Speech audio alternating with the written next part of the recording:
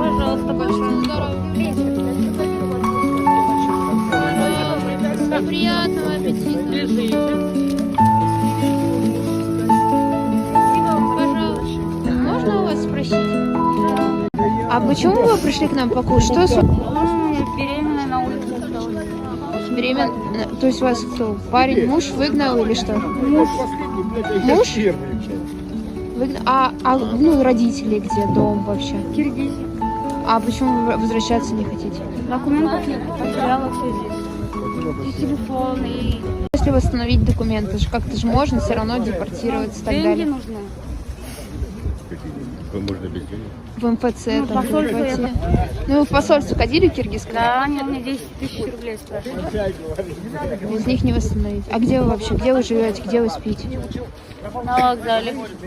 Когда на вокзале, когда там пустая машина есть там. А, вот в этой пустой машине. Где это? А где Олег, да? Где Олег?